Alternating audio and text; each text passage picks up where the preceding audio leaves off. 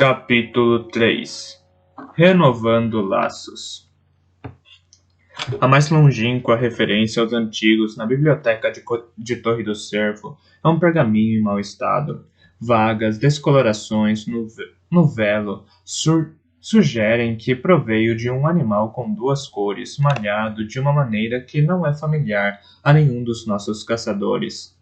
A tinta usada para a escrita é feita de tinta de lula e raiz de campainha. Resistiu bem ao teste do tempo, muito melhor do que as tintas coloridas que originalmente forneceram ilustrações e iluminuras ao texto. Essas não só desbotaram e esborrataram, como em muitos pontos atraíram a atenção de uma espécie de ácaro que roeu e endureceu o pergaminho anteriormente flexível, fazendo partes do rolo se tornarem quebradiças demais para serem desenroladas. Infelizmente, os danos estão mais concentrados na parte central do pergaminho, o qual tratava de episódios das missões do Rei Sabedoria não registrados em nenhum outro lugar.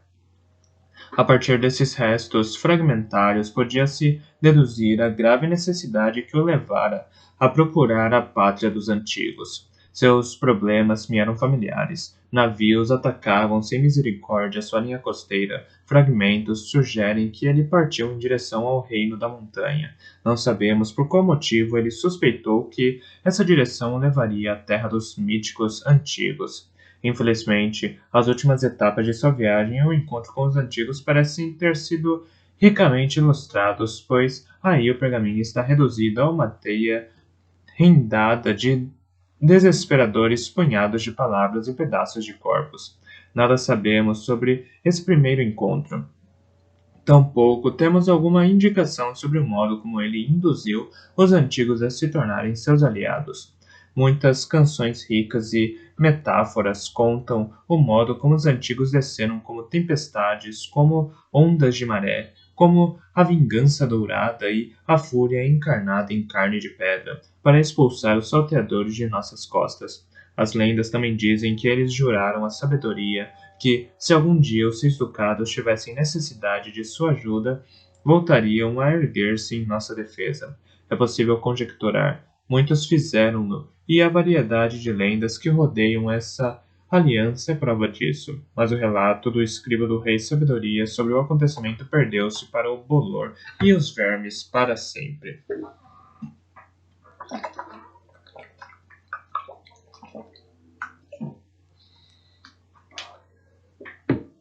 Meu quarto tinha uma única janela alta, da qual se podia ver o mar. No inverno, uma persiana de madeira mantinha os ventos tempestuosos do lado de fora, e uma tapeçaria pendurada sobre ele dava ao quarto uma ilusão de calor aconchegante. E assim acordei na escuridão. Fiquei algum tempo deitado em silêncio, me orientando. Gradualmente, os sutis sons da floresta infiltraram-se em mim. Sons matinais, sons do amanhecer. Lar, compreendi. Torre do Cervo, no instante seguinte, disse em voz alta para a escuridão. Mole. Meu corpo ainda doía, ainda se sentia cansado, mas não exausto. Saí desajeitadamente da cama para o frio do quarto. Tropecei até a lareira, muito senhoso, e acendi uma pequena labareda. Em breve iria precisar trazer mais lenha.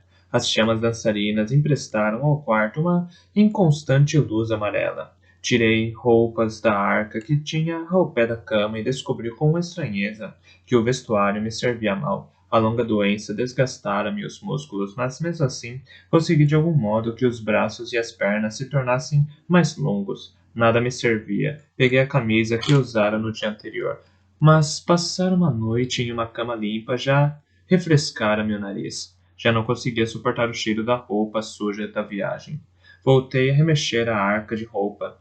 Encontrei uma camisa castanha macia que ficava longa demais nas mangas e que agora servia bem. Vestia com as calças acolchoadas de montanha e os borzeguins. Não duvidava de que, assim que encontrasse dama paciência ou a dona despachada, seria atacado e a situação remediada. Mas não, esperava eu, antes do café da manhã e de uma viagem à cidade de Torre do Cervo. Havia lá vários lugares onde poderia obter notícias de Molly. Encontrei o castelo agitado, mas ainda não inteiramente desperto. Comi na cozinha como fazia quando era criança, achando que ali, como sempre, o pão era mais fresco e o mingau de aveia mais doce. Tempero gritou quando me viu, um minuto comentando sobre o quanto eu tinha crescido, e no seguinte lamentando-se sobre como parecia magro e esgotado.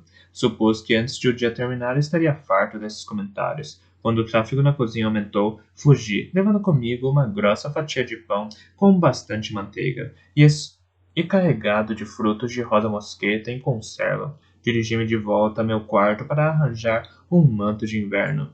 A cada aposento por onde passava, encontrava mais e mais sinais da presença de Catrican.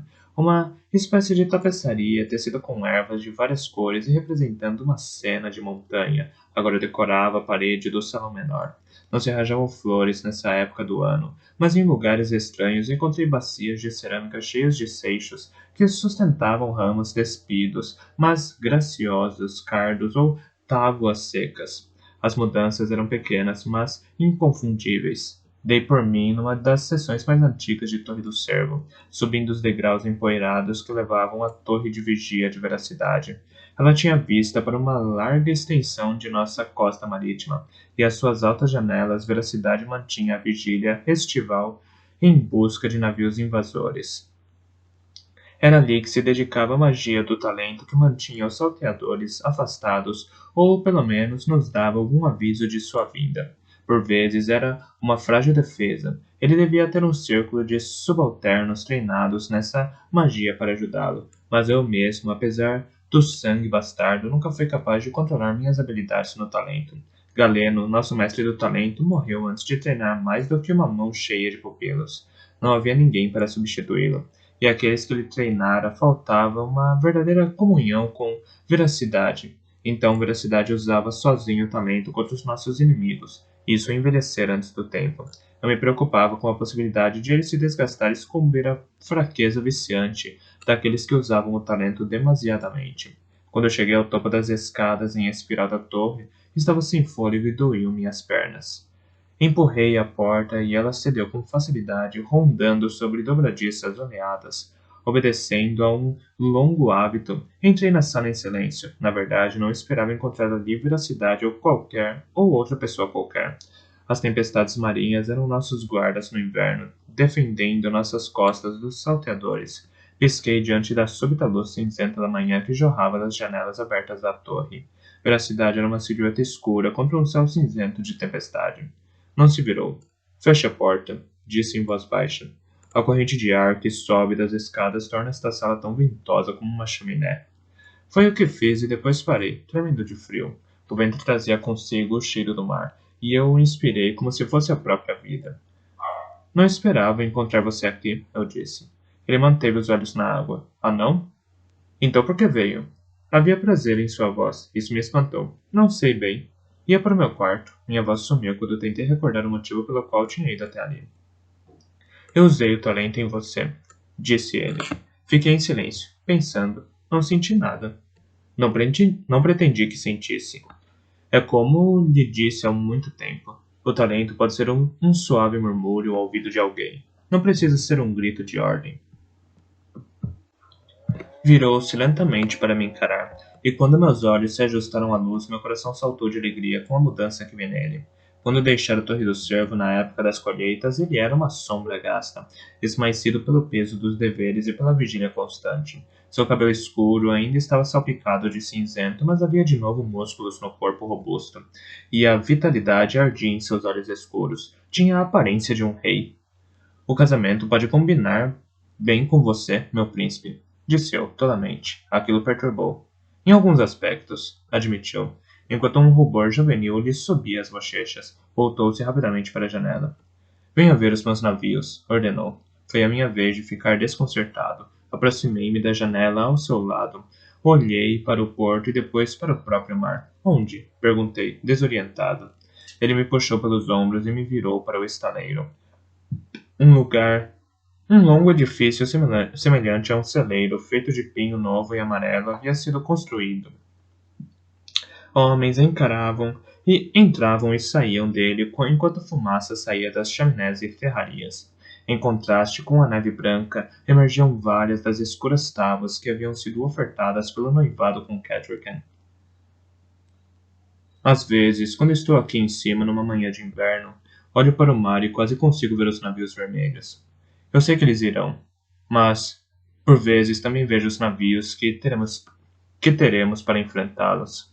Então, eles não encontrarão sua presa tão indefesa nesta primavera, meu rapaz, e no próximo inverno pretendo ensinar-lhes o que é ser atacado. Falava com uma satisfação selvagem que teria sido assustadora se eu não a partilhasse. Senti que meu sorriso refletiu dele quando nossos olhos se encontraram. Então, sua expressão mudou. Está com uma aparência horrível, disse. Tão má como a roupa que está vestindo. Vamos para algum lugar mais quente, arranjar um pouco de vinho aquecido e qualquer coisa para você comer. Eu já comi, respondi. Estou muito melhor do que estava há alguns meses. Obrigado. Não seja rabugento, aconselhou-me. E não me diga o que eu já sei. Nem minta para mim. Subir as escadas te deixou exausto e agora está tremendo. Está usando talento em mim, acusei. E ele confirmou com a cabeça. Há alguns dias já sabia de sua aproximação.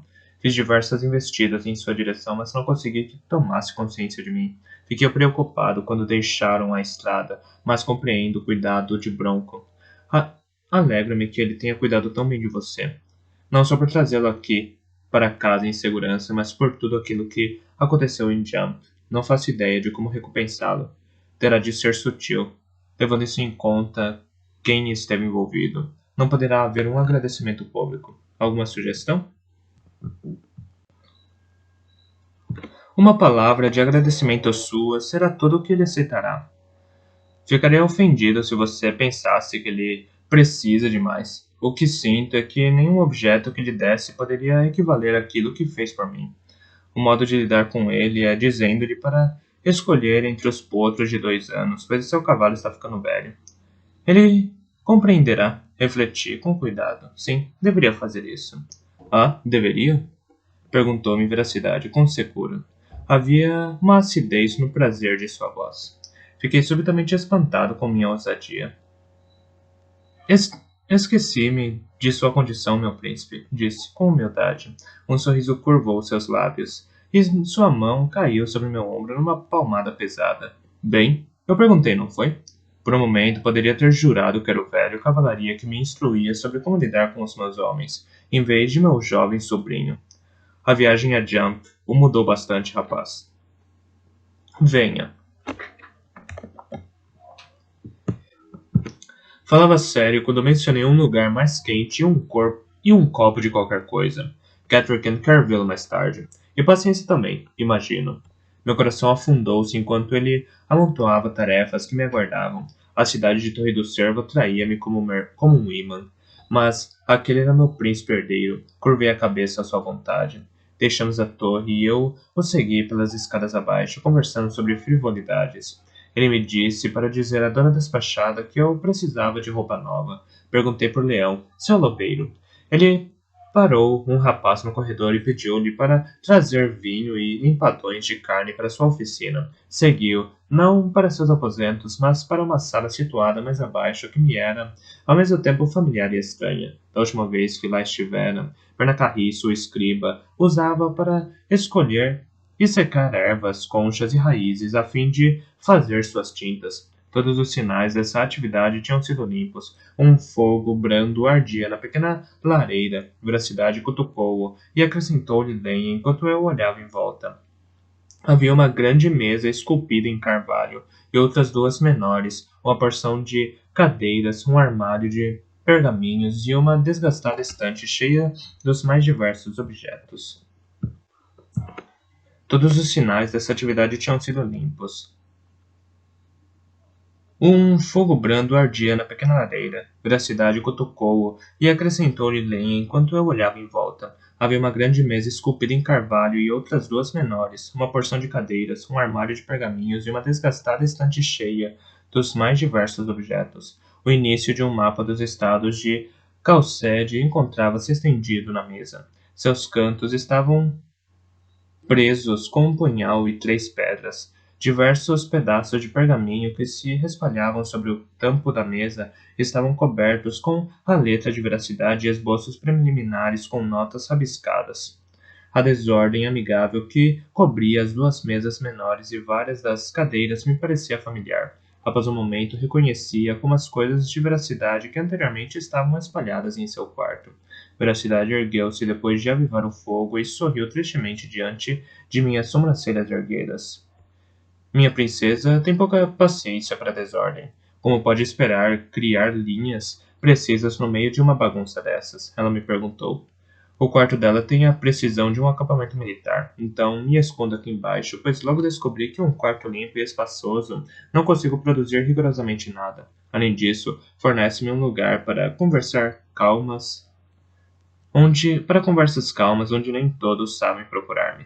Mal acabara de falar e a porta se abriu para deixar Karimo entrar com uma bandeja. Cumprimentei com um aceno criado de veracidade, o qual não só não pareceu surpreendido por me ver, como acrescentara ao pedido de veracidade certo tipo de pão de especiarias de que eu sempre gostara. Andou brevemente de um lado para o outro na sala, arrumando de passagem uma coisa aqui, outra ali, enquanto deslocava alguns livros e pergaminhos para liberar uma caldeira para mim, e depois voltou a desaparecer. Veracidade estava tão acostumada ao homem que quase não pareceu dar por ele, à parte o breve sorriso que trocaram quando Karima saiu.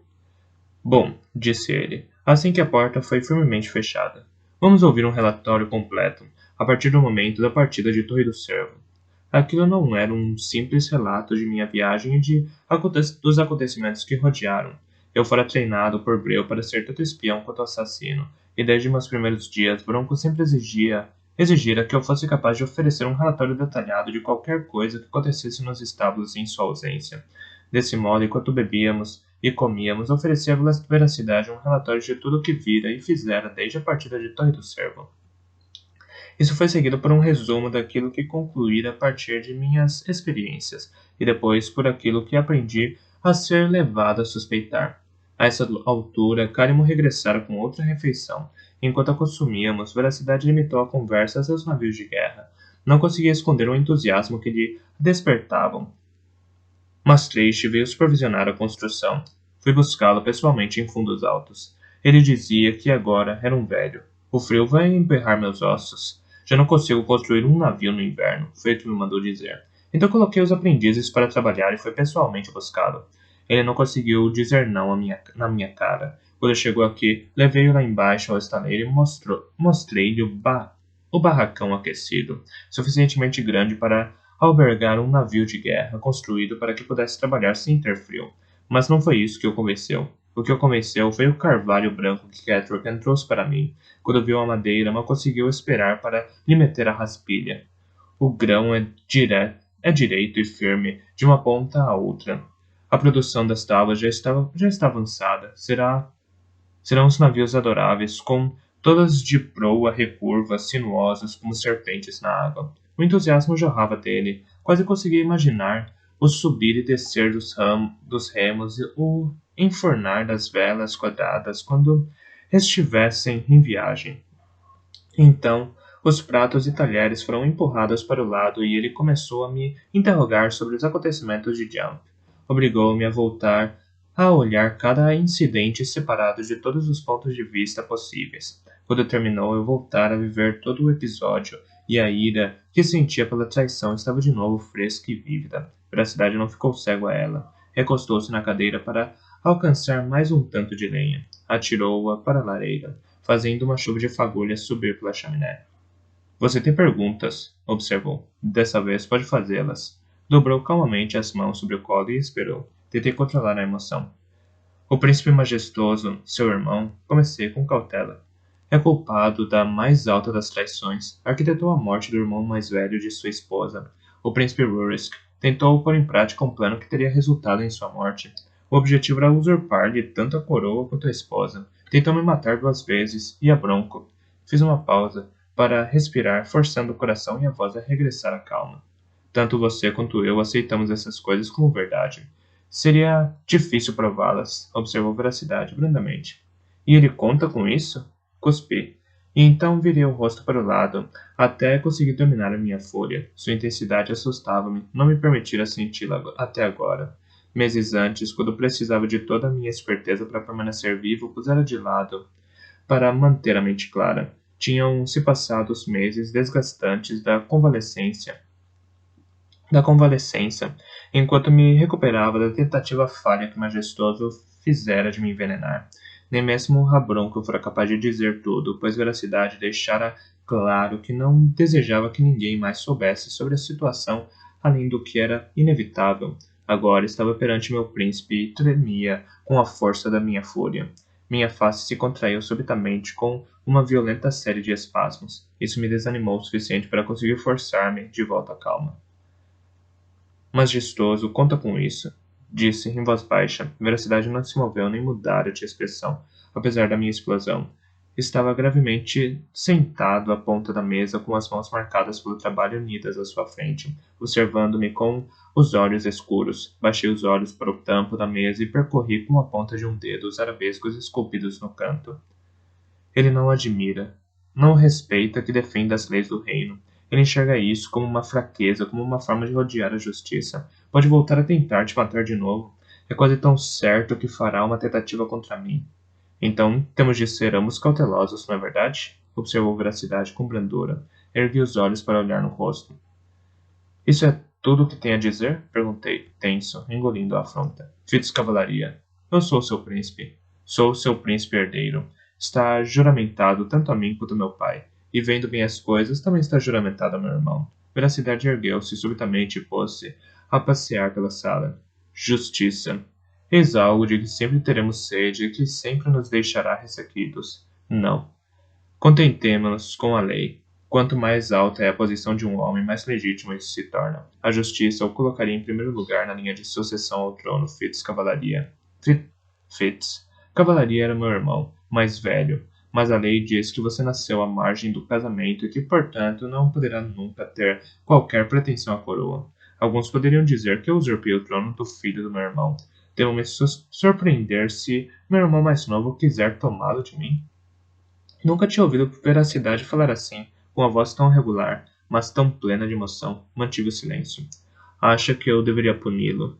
Poderia fazê-lo. Não tenho de provar seus crimes para lhe tornar a vida desagradável. Poderia enviá-lo para a Baía Fria como emissário, em alguma demanda imaginária, e mantê-lo lá em condições desconfortáveis, longe da corte.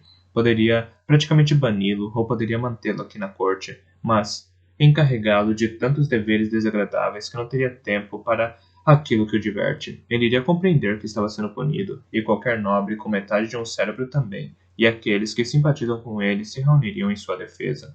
Os ducados do interior poderiam imaginar alguma emergência na terra da mãe que exigisse a presença do filho. Quando lá chegasse, poderia construir uma base maior de apoio para si. Seria muito bem capaz de fomentar a agitação civil que procurara antes e arranjar um reino interior que fosse leal apenas a ele. Mesmo se não alcançasse seu objetivo, causaria agitação suficiente para me privar da unidade que preciso ter se quiser defender o nosso reino. Parou de falar. Ergueu os olhos e olhou ao redor da sala. Segui-lhe o olhar. As paredes estavam cobertas com seus mapas. Ali estava Vigas, ali estava Rasos, e ali estava Rasgão. Na parede oposta, Corvo, Cervo, Vara e Lavra, todos feitos pela mão precisa de Veracidade, todos os rios pintados de azul, todas as vilas nomeadas. Ali estavam seus 6 ducados. Ele os conhecia como Majestoso nunca conheceria. Percorrera aquelas estradas, ajudara a colocar os marcadores daquelas fronteiras, seguindo cavalaria, negociara com a gente fronteiriça as nossas terras, brandira uma espada em sua defesa e soubera quando baixar essa espada e negociar uma paz. Quem era eu para lhe dizer como governar em casa? O que fará? Perguntei, em voz baixa. Vou matê-lo. Ele é meu irmão, e filho do meu pai. Serviu-se de mais vinho. O mais querido e mais novo dos filhos de meu pai. Foi falar com meu pai, o rei, e sugeri que Majestoso talvez ficasse mais contente com o que lhe cabia se tivesse a ver com o governo do reino. O rei sagaz consentiu. Espero estar muito ocupado com a defesa de nossas terras contra os navios vermelhos. Então sobre Majestoso cairá a responsabilidade de cobrar as receitas de que necessitamos, e também será ele lidar com quaisquer crises internas que possam surgir, com um círculo de nobres que lhe assistam, claro. Ele estará completamente convidado a lidar com as picuinhas e divergências deles. E o majestoso está contente com isso? Veracidade esboçou um fino sorriso. Não pode dizer que não está, pelo menos se quiser manter a imagem de um jovem versado no governo e apenas à espera de uma oportunidade para provar o seu valor. Ergueu o copo de vinho e virou-se para fitar a lareira. O único som da sala era o estalar das chamas enquanto consumiam a madeira. Quando vier ter comigo amanhã, começou. Preciso do dia de amanhã para mim, disse-lhe. Ele pousou o copo de vinho e virou-se para me olhar. Ah, precisa? Perguntou, num tom estranho. Ergui os olhos e encontrei os dele. Engoli em seco, pus-me de pé. Meu príncipe, comecei formalmente. Pediria a vossa indulgente permissão para ser dispensado dos meus deveres amanhã, a fim de poder levar cabo de demandas pessoais. Ele me deixou ficar em pé por um momento. Então, sente-se, Fitz. Mesquinho. Suponho que isso foi mesquinho da minha parte. Pensar em majestoso me deixa nesse estado de espírito. Claro que pode tirar o dia, rapaz. Se alguém perguntar, está tratando dos meus assuntos. Posso perguntar que demanda urgente é essa? Olhei para as chamas trepidantes na lareira. Minha amiga estava morando em Baía Lodosa. Tenho de descobrir. Ah, Fitz. Havia mais comiseração na voz de veracidade do que fui capaz de suportar. Uma súbita onda de fadiga varreu-me. Senti-me feliz por voltar a me sentar. As mãos começaram a tremer. Coloquei-as debaixo da mesa, apertando-as para imobilizá-las. Ainda senti os tremores, mas ao menos agora ninguém podia ver minha fraqueza. Ele pigarreou. Vá para o quarto e descanse, disse ele com gentileza. Quer um homem que te acompanhe amanhã à Baía Lodosa? Sacudi a cabeça, atordoado, súbita e infelizmente, seguro do que iria descobrir. A ideia me deixou doente, outro tremor me assaltou. Tentei respirar lentamente para me acalmar e me afastar do ataque que ameaçava chegar. Não conseguia suportar a ideia de me envergonhar dessa maneira perante a veracidade. A vergonha é minha, não sua, por ter ignorado quão doente está. Ele se ergueu em silêncio. Pôs seu copo de vinho à minha frente. Os danos que sofreu-os por mim. Estou aterrado com aquilo que deixei acontecer a você. Forcei-me a enfrentar os olhos de veracidade. Ele sabia tudo o que eu tentava esconder. Sabia e se sentia infeliz e culpado. Não é frequente ser assim tão mal, disse-lhe. Ele sorriu para mim, mas seus olhos não mudaram. Você é um excelente mentiroso, Fitz. Não pense que sua tentativa falhou. Mas não pode mentir a um homem que esteve tanto contigo como eu. E não só nesses últimos dias, mas frequentemente durante sua doença. Se algum outro homem lhe disser, eu sei exatamente como se sente, pode encarar como uma delicadeza. Mas de mim, entenda essa frase como verdadeira. E sei que contigo se passa o mesmo que com Bronco. Não lhe ofereci um potro de 2 anos à escolha daqui a alguns meses. Não lhe oferecereis um potro de 2 anos à escolha daqui a alguns meses. Mas lhe ofereço o meu braço, se o quiser, para voltar ao seu quarto. Eu dou conta, disse, com uma voz tensa. Estava consciente da honra que ele me concedia, mas também da clareza com que via minha fragilidade. Queria estar sozinho para me esconder. Ele anuiu, compreendendo. Teria sido bom que tivesse dominado o talento. Podia oferecer-lhe força total, tal como a roubei com bastante frequência. Não poderia aceitar, murmurei. Não poderia aceitar, murmurei. Incapaz de disfarçar como acharia desagradável absorver a força de outro homem para substituir a minha. Arrependi-me imediatamente do momento de vergonha que vi nos olhos do meu príncipe. Eu também pude, há certo tempo, faltar com esse orgulho, disse ele em voz baixa. Vou descansar, rapaz. Virou-me lentamente as costas e atarefou-se novamente no preparo das tintas e do velo. Eu saí em silêncio. Ficamos fechados o dia inteiro. Lá fora era noite cerrada. O castelo tinha o ar tranquilo de uma noite de inverno, com as mesas já limpas. As pessoas estariam reunidas em volta das lareiras do grande salão. Menestréis talvez estivessem cantando, ou um titeiro movendo seus bonecos desengonçados por uma história. Algumas pessoas estariam assistindo enquanto colocavam penas em flechas. Outras manejariam agulhas. Crianças estariam girando peões, conjugando placas ou cochilando sobre os joelhos ou ombros dos pais. Tudo estava em segurança. Lá fora, os ventos de tempestade sopravam e mantinham-nos a salvo. Caminhei com o cuidado de um bêbado, evitando as áreas públicas onde as pessoas tinham se reunido para a noite. Dobrei os braços e curvei os ombros como se estivesse com frio, e assim evitei o tremor nos braços. Subi lentamente o primeiro lance de escadas, como se estivesse perdido em pensamentos. No primeiro andar, permiti-me uma pausa para contar até 10, e então forcei-me a começar o lance seguinte. Mas no momento em que coloquei o pé no primeiro degrau, Renda apareceu descendo saltitante as escadas. Embora fosse uma mulher rechonchuda e 20 anos mais velha do que eu, ainda descia as escadas com o passo saltitante de uma criança. Ao chegar ao fim da escada, agarrou-me com um grito de "Aí está você!", como se eu fosse uma tesoura que tivesse caído do seu cesto de costura. Pegou-me firmemente pelo braço e virou-me para o corredor. Hoje eu já subi e desci essas escadas uma dúzia de vezes, pelo menos. Ena, como você cresceu? A dama paciência está fora de si, e a culpa é sua. A princípio, ela esperava que você batesse a sua porta a qualquer momento e estava tão contente por você ter finalmente voltado para casa. Fez uma pausa para me olhar com seus brilhantes olhos de pássaro. Isso foi esta manhã, confidenciou, e continuou. Você anda doente. Está com umas olheiras. Sem me dar a chance de responder, prosseguiu. No começo da tarde, quando não chegou, começou a se sentir insultada e um pouco zangada. Na hora do jantar, estava num tal humor por causa da sua má educação que quase não conseguiu comer. Foi então que decidiu acreditar nos rumores sobre você ter estado muito doente. Ela tem certeza de que você desfaleceu sem sentidos em algum lugar ou que Bronco te manteve nos estábulos limpando a porcaria de cães e cavalos apesar de sua saúde. E agora, aqui estamos, ao seu encontro, apanhei-o, senhora. E empurrou-me para dentro dos aposentos de paciência. A tagarelice de Renda trazia consigo a estranha sugestão de ela estar evitando alguma coisa. Entrei hesitantemente, perguntando a mim mesmo se a própria paciência teria estado doente ou se algum infortúnio teria caído sobre ela. Se assim era, então o que quer que tivesse acontecido não lhe afetara os hábitos. Seus aposentos estavam muito semelhantes ao que sempre tinham sido.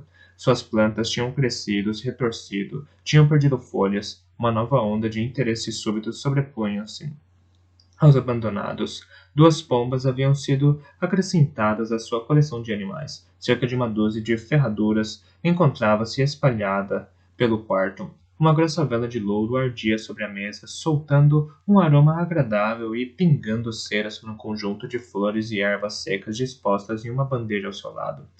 Um embrulho de alguns gravetos estranhamente esculpidos também se encontrava ameaçado. Pareciam ser paus divinatórios, como os que os Shiurda usavam. Quando entrei, sua pequena cadela terrier aproximou-se para me cumprimentar.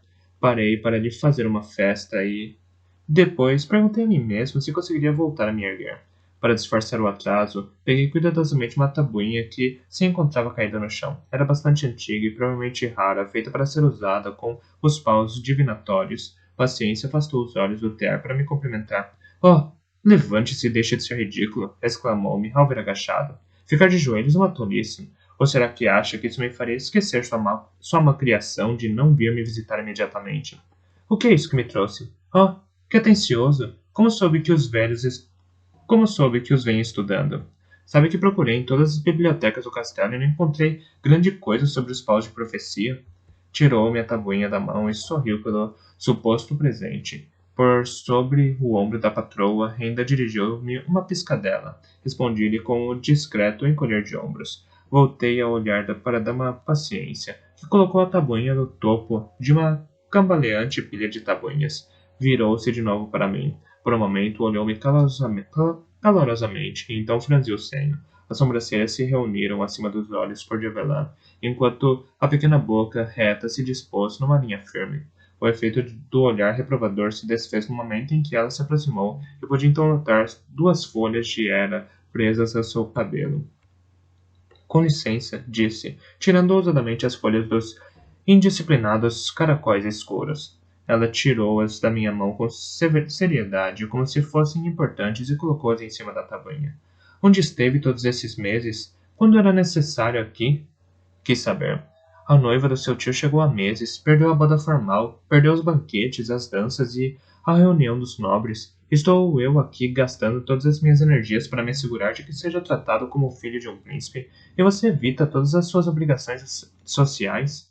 Enquanto finalmente chega em casa, não vem me visitar. Em vez disso, fica passeando pela fortaleza onde todos os outros podem falar contigo, vestido como um maltrapilho esfarrapado.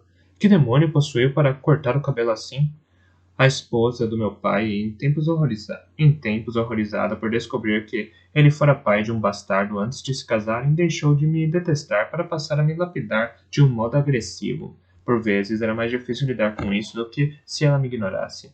Agora perguntava: não passou pela sua cabeça que poderia ter deveres sociais mais importantes a cumprir aqui do que perambular por aí com bronco olhando os cavalos? Lamento, senhora. A experiência ensinara-me a nunca discutir com paciência. Sua excentricidade deliciara o príncipe cavalaria. Nos dias bons distraía-me. Naquela noite sentia-me esmagado por ela.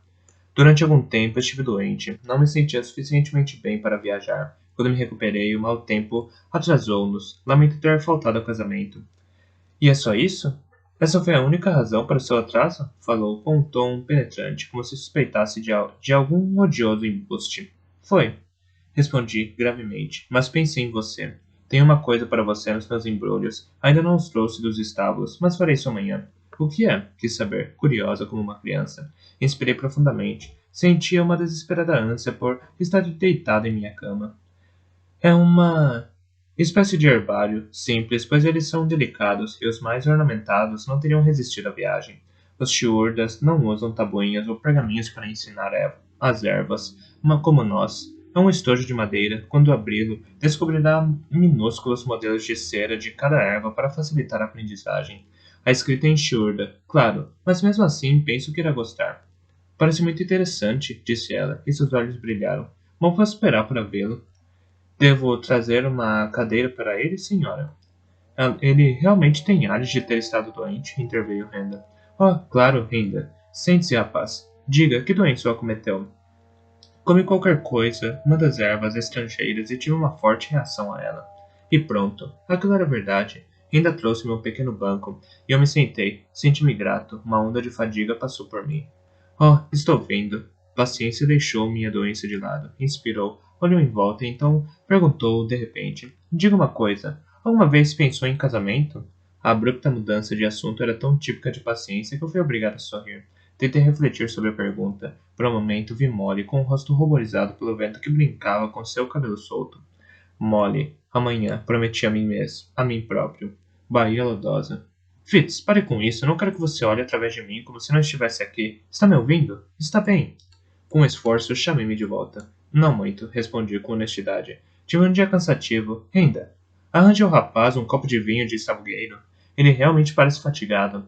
Este talvez não seja o melhor momento para conversar, decidiu Dama Paciência hesitantemente. Pela primeira vez olhou realmente para mim. Uma preocupação genuína cresceu em seus olhos.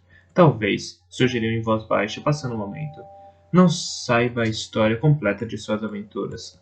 Baixei os olhos para os meus morceguinhos acolchoados de montanha. A verdade pairou dentro de mim, despencou e se afogou no perigo de ela saber toda essa verdade. Uma longa viagem, comida ruim, estalagens sujas, com camas e mesas pegajosas. Isso resume tudo. Não me parece que realmente queira ouvir todos os detalhes. Uma coisa estranha aconteceu. Nossos olhos se encontraram e eu soube que ela enxergou minha mentira. Anuiu lentamente, aceitando-a como necessária, e afastou o olhar. Perguntei-me quantas vezes meu pai lhe teria contado semelhantes mentiras. O que lhe custaria anuir? Ainda deu-me firmemente o copo de vinho na mão. Ergui-o, e o doce ardor do primeiro gole devolveu-me a vida. Segurei-o com ambas as mãos e consegui sorrir a paciência por cima dele. Conte-me, comecei. A minha voz, contra aquela a vontade, tremeu como a de um velho. Pigarrei para estabilizada. Como anda? Imagino que ter uma rainha aqui em Torre do Cervo tornou a sua vida muito mais ocupada. Conte-me tudo o que tenho perdido. Oh, disse ela, como se tivesse sido picada por um alfinete. Agora foi a vez de paciência afastar o olhar. Sabe como sou uma criatura solitária. Minha saúde nem sempre é forte. Ficar acordada até tarde, dançando e conversando, deixa-me depois na cama por 2 dias. Não. Apresentei-me à rainha e sentei-me à mesa dela uma ou duas vezes, mas ela é jovem e anda ocupada e envolvida com sua nova vida. E eu sou velha e estranha. Minha vida está repleta dos meus próprios interesses. Catrigan partilha seu amor por coisas vivas, ousei. Provavelmente ficaria muito interessada. Um súbito tremor sacudiu meus ossos, e os dentes chacoalharam até se imobilizarem. Tenho só um pouco de frio. Pedi perdão e voltei a erguer a taça de vinho. Engoli de um trago em vez de dar um só gole, como pretendia. As mãos estremeceram e o vinho derramou sobre o meu queixo e o peito da camisa. Fiquei em pé de um salto, consternado, e minhas mãos traiçoeiras largaram o copo que caiu sobre o tapete e afastou-se, rolando, deixando um rastro de vinho escuro como sangue. Voltei a me sentar abruptamente e enrolei os braços à minha volta para tentar aquietar os tremores. Estou muito cansado, tentei dizer. Ainda veio até mim com um pano e começou a me limpar com ele, até que eu tirei de suas mãos, limpei o queixo e absorvi a maior parte do vinho da camisa. Mas, quando me agachei para limpar aquilo que tinha derramado, quase caí de cara no chão. Não, Fitz. Esqueça o vinho. Nós limpamos isso. Está cansado e adoentado. Vá para a cama. Venha me visitar depois de descansar. Tenho algo sério para discutir com você. Mas esperará mais uma noite. E agora, fora, rapaz. Já para a cama. Ergui-me, grato pelo adiamento, e fiz minhas cautelosas cortesias. Ainda levou-me à porta e depois ficou me observando, ansioso, enquanto me encaminhava para o patamar. Tentei caminhar como se as paredes e o chão não estivessem tremendo. Fiz uma pausa nas escadas para lhe dirigir um pequeno aceno e comecei a subir os degraus. 3 degraus acima e já fora de sua vista, parei para me encostar à parede e recuperar o fôlego. Ergui as mãos para proteger os olhos da luz brilhante das velas. A tontura cobria-me em ondas. Quando abri os olhos, tinha a visão nublada com névoas arco-íris. Fechei bem os olhos e pressionei-os com as mãos. Ouvi um passo ligeiro descendo as escadas na minha direção. Parou 2 degraus acima de mim. Você está bem, senhor? Disse alguém num tom hesitante. Um pouco de bebida a mais, menti. Com certeza o vinho que despejaram em cima de mim me fazia cheirar como um bêbado. Ficarei bem logo mais. Permita-me que o ajude a subir as escadas. Um tropeção aqui pode ser perigoso. Havia agora uma firme desaprovação na voz. Abri os olhos e espreitei através dos dedos. Uma saia azul, do mesmo tecido que todas as criadas usavam. Não havia dúvida de que ela já antes tivera de lidar com bêbadas. Abanei a cabeça, mas ela ignorou o gesto, tal como eu teria ignorado se estivesse em seu lugar. Senti uma mão forte a agarrar firmemente meu braço, enquanto a outra me rodeava a cintura.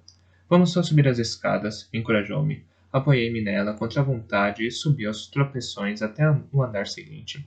Obrigado, murmurei, pensando que ela me deixaria ali, mas a moça continuou me segurando. Tem certeza de que é este o seu andar? Os aposentos dos criados ficam um lance acima, sabia? Consegui confirmar com a cabeça. A terceira porta, se não se importa. Ela ficou em silêncio durante mais do que um momento. Esse é o quarto do bastardo? As palavras foram arremessadas como um frio desafio.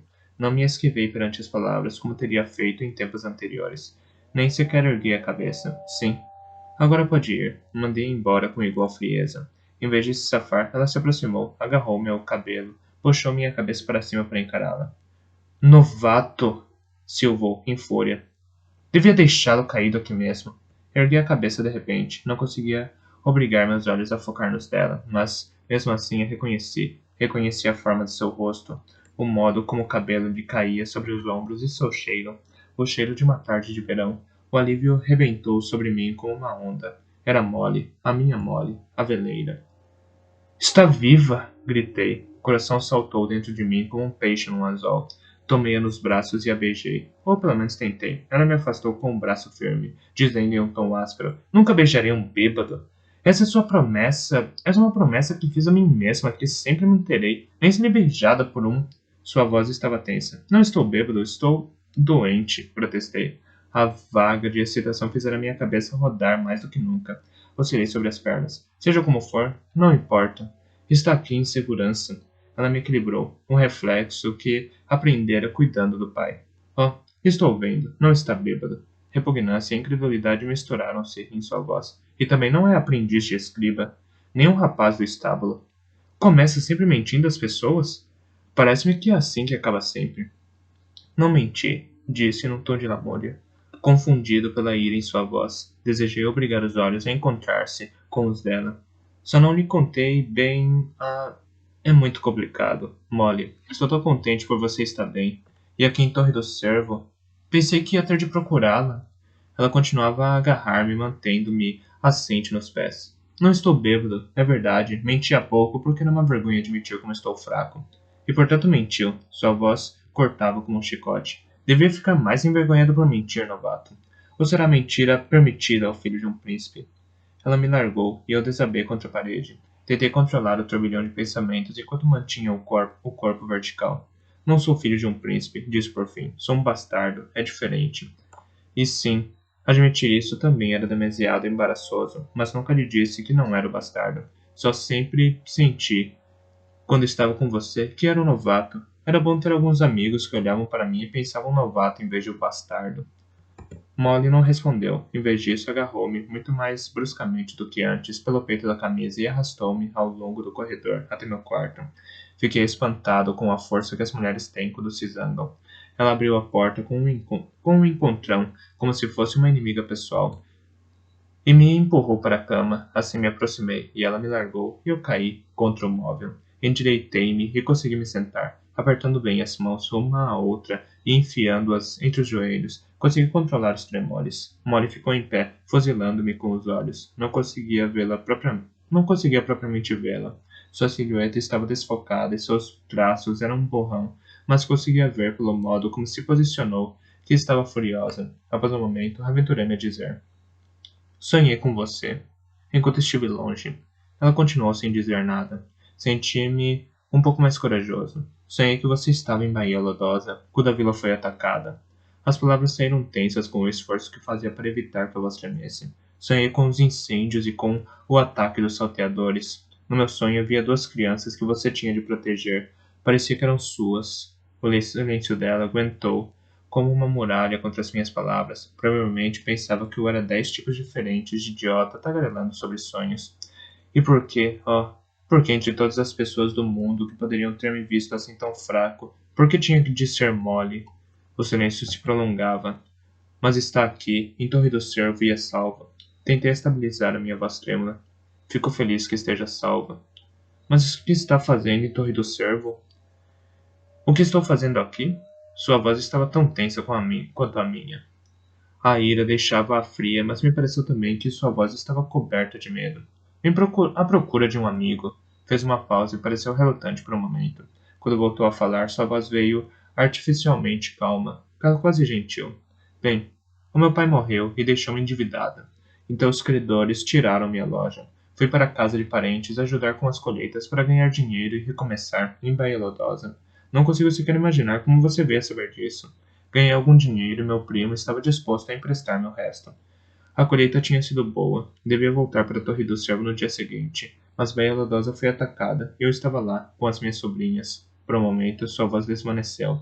Recordei com ela. Os navios, o fogo, a mulher que ria e levava a espada. Ergui os olhos para ela e quase consegui focá-los. Não fui capaz de falar, mas ele estava olhando para o outro lado, por cima da minha cabeça. Continuou falando calmamente.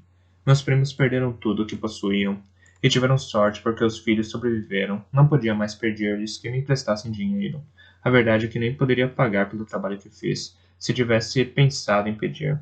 Portanto, voltei para a Torre do Cervo com o inverno chegando e sem ter onde ficar. Então pensei, sempre fui amiga do novato. Se alguém a quem posso pedir dinheiro emprestado e que me ajude a me manter, é ele. Então subi até a torre e perguntei pelo aprendiz do escriba, mas todos entreolharam, encolheram os ombros e me mandaram falar com Pernacarriço. E Pernacarriço escutou enquanto descrevia, franziu a sobrancelha e mandou-me a paciência. Molly fez uma pausa cheia de significado. Tentei imaginar esse encontro, mas me afastei dele com estremecimento. Ela me contou ela me contratou como criada, disse Molly em voz baixa. Disse que era o mínimo que podia fazer depois de ter me envergonhado. Envergonhado?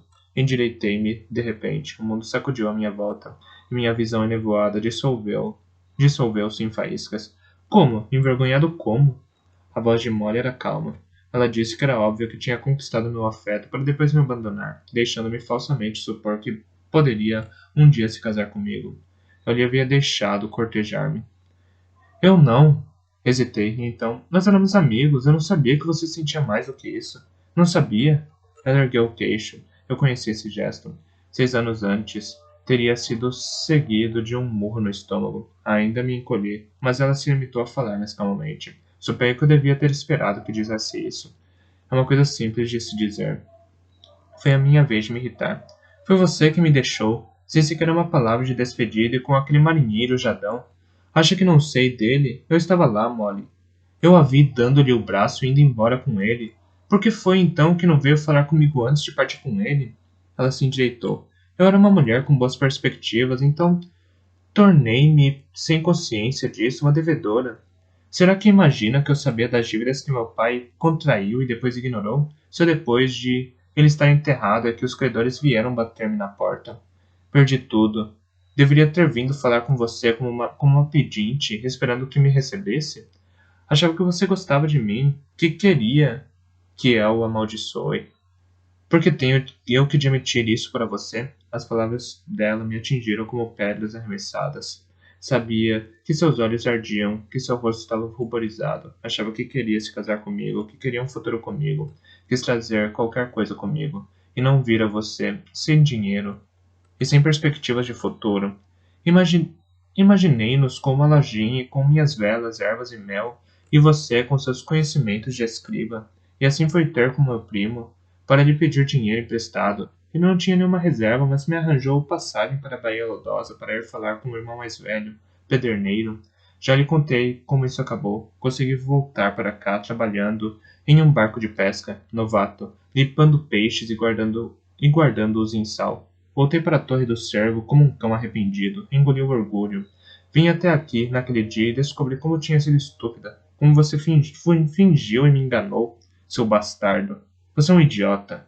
Por um momento escutei um som estranho e tentei compreender o que era. Então compreendi. Ela estava chorando, em pequenos soluços. Sabia que se tentasse me levantar e ir até ela, cairia no chão. Ou então a alcançaria e ela me empurraria, fazendo-me cair, estatelado. Estupidamente, como qualquer homem embriagado, repeti. Bem, e Jadão? Por que achou assim tão fácil encontrá-lo? Por que não veio falar comigo primeiro? Eu já lhe disse. Ele é meu primo, seu cretino. Sua fúria explodiu através das lágrimas. Quando estamos em apuros, procuramos a família. Pedi-lhe ajuda e ele me levou à fazenda da família para ajudar com colheitas. Um momento de silêncio, então continuou, incrédula. O que foi que pensou? Que eu era um tipo de mulher que podia ter outro homem de reserva? Disse friamente. Que deixaria que me cortejasse enquanto andava com outra pessoa? Não, não disse isso. Claro que pensou, ela disse, como se de repente tudo fizesse sentido. Você é como meu pai.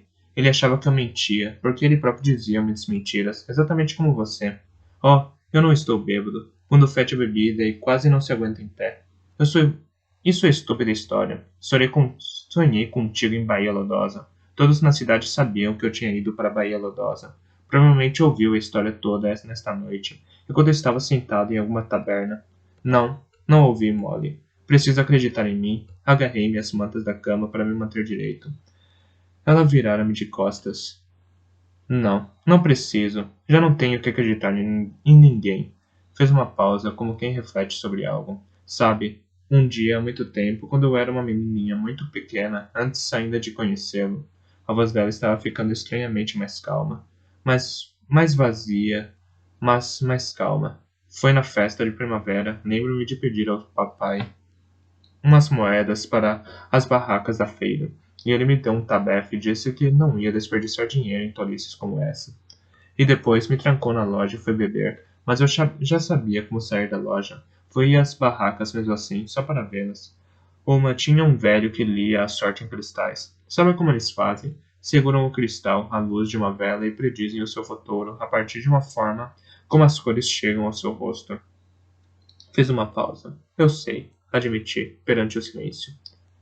Conhecia o tipo de feiticeiro de que ela falava.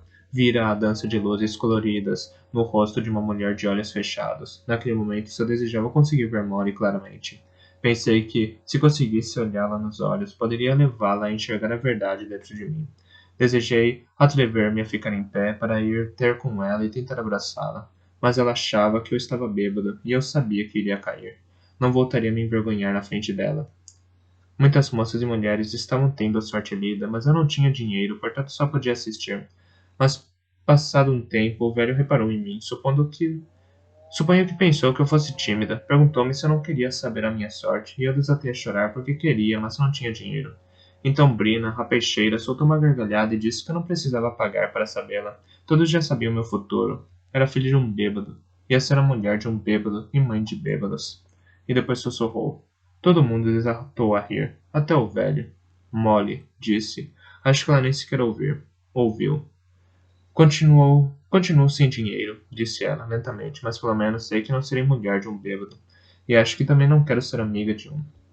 Preciso escutar o que digo. Não está sendo justa, minha língua traiçoeira. Embaralhou as minhas palavras.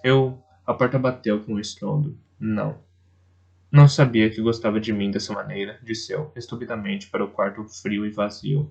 Os tremores tomaram conta de mim, mas não iria voltar a perdê-la assim tão facilmente. Fiquei em pé e consegui dar 2 passos antes de o chão balançar debaixo de mim, e eu cair de joelhos. Fiquei ali por um tempo, com a cabeça pendente, como o de um cão. Achei que ela não iria se comover se fosse atrás dela engatinhando. Provavelmente me daria um pontapé, se eu pudesse ao menos encontrá-la. Engatinhei, de volta e subi desagitadamente na cama. Não me despi. Limitei-me a arrastar a borda da manta para cima de mim. A vista escureceu, fechando-se negra a partir das bordas. Mas não adormeci imediatamente. Em vez disso, fiquei ali deitado, pensando no garoto estúpido que fora na versão anterior. Cortejar uma mulher, achando que estava apenas passeando com uma garota. Aquela diferença de 2 anos em nossas idades tivera tanta importância para mim, mas de todas as maneiras erradas. Pensava que ela me via como um garoto e um garoto desesperado para conquistá-la. Então agi como um garoto, em vez de tentar fazê-la me enxergar como homem. E o garoto a magoou. E sim, a enganou. Provavelmente a perdeu para sempre. A escuridão fechou-se, negrou-me por todo lado, à exceção de uma faísca rodopiante. Ela amara o garoto que previra uma vida para nós. Agarrei minha faísca e afundei-me no sono.